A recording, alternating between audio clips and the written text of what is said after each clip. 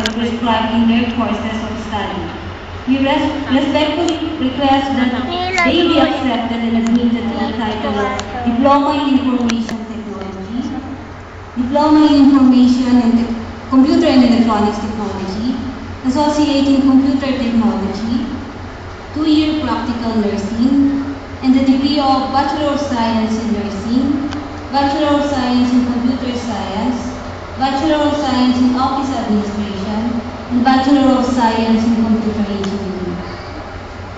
By the power vested in me by STI Headquarters, by Technical Education Skills Development Authority, and by Commission on Higher Education, I now pronounce you graduates.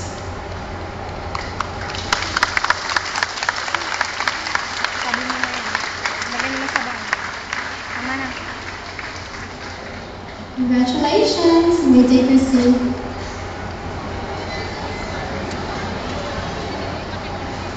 Graduation will never be complete without words of wisdom from somebody who made a difference in our lives.